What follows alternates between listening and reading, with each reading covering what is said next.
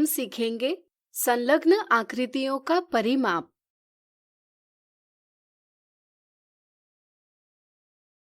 परिमाप यानी पेरीमीटर, यह शब्द पेरी और मेट्रॉन से बना है। पेरी का अर्थ चारों तरफ और मेट्रॉन का अर्थ मापन है। इस तरह से किसी बंद आकृति की परिसीमा यानी बाउंड्री की कुल लंबाई को उसका परिमाप कहते हैं।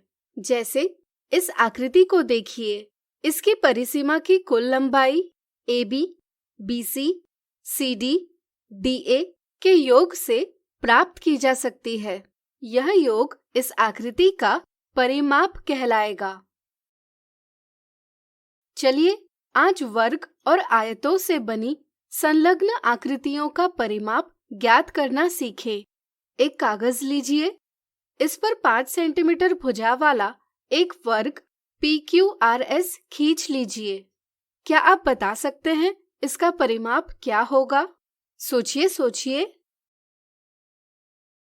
बिल्कुल सही। इसका परिमाप ज्ञात करने के लिए हमें इसके चारों भुजाओं की लंबाइयों का योग करना होगा। लेकिन वर्ग की सभी भुजाएं बराबर होती है, इसलिए वर्ग का परिमाप बराबर 4 गुणा भुजा की लंबाई है। यदि आपको किसी वर्ग के भुजा की लंबाई पता हो, तो इस सूत्र के प्रयोग से आप उस वर्ग का परिमाप ज्ञात कर सकते हैं।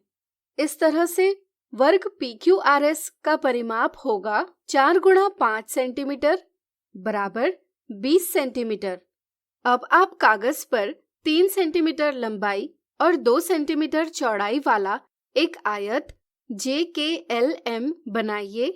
क्या आप बता सकते हैं इस आयत का परिमाप क्या होगा? सोचिए।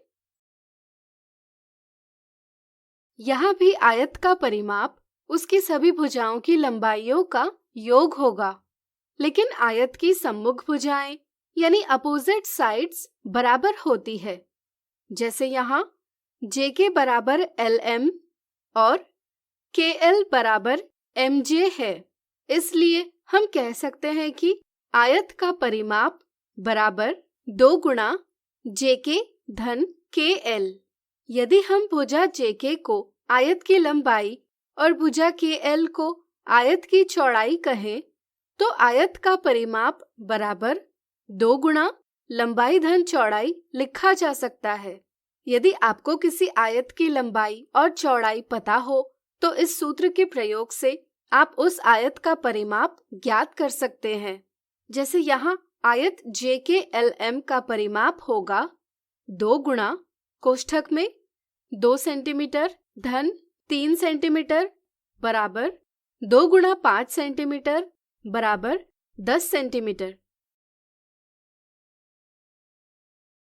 अब जरा सोचिए, अगर हम वर्ग PQRS और आयत JKLM को कागज से काटकर इस प्रकार संलग्न यानी एडजेसेंट रखते हैं, तो बनने वाली नई आकृति PQRKLM का परिमाप क्या होगा? सोचिए। चलिए हम बताते हैं। सबसे पहले यहाँ बिंदु S और बिंदु J एक दूसरे पर आ रहे हैं, इसलिए हम इनमें से सिर्फ एक नाम रखेंगे। जैसे यहाँ हम इस बिंदु को बिंदु S कहेंगे। यहाँ हमें दोनों आकृतियों को साथ रखकर एक नई आकृति PQRKLM प्राप्त हुई है। इसका परिमाप इसकी परिसीमा की लंबाई होगी, जिसे ज्ञात करने के लिए हमें इसकी सभी भुजाओं की लंबाइयों का योग करना होगा। यहाँ PQ बराबर QR बराबर वर्ग PQRS की भुजा बराबर 5 सेंटीमीटर है। क्या आप बता सकते हैं कि हम भुजा RK की लंबाई कैसे ज्ञात कर सकते हैं? सोचिए।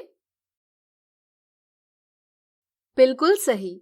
RK बराबर RS ऋण SK बराबर 5 सेंटीमीटर ऋण 2 सेंटीमीटर बराबर 3 सेंटीमीटर। KL बराबर 3 सेंटीमीटर है। इसी तरह LM बराबर 2 सेंटीमीटर है। इसी तरह MP बराबर MS धन SP बराबर 3 सेंटीमीटर धन 5 सेंटीमीटर बराबर 8 सेंटीमीटर। इस तरह से आकृति PQRKLM का परिमाप होगा PQ धन QR धन RK धन KL धन LM धन MP बराबर 26 सेंटीमीटर।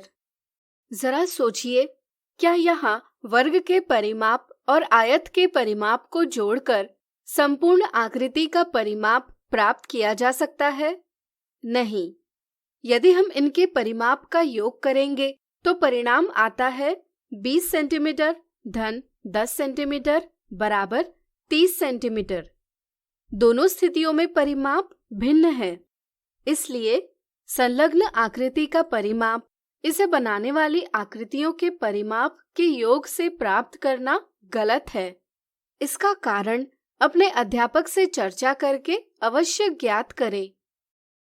अब आप स्वयं ज्ञात कीजिए कि यदि हम आयत को इस प्रकार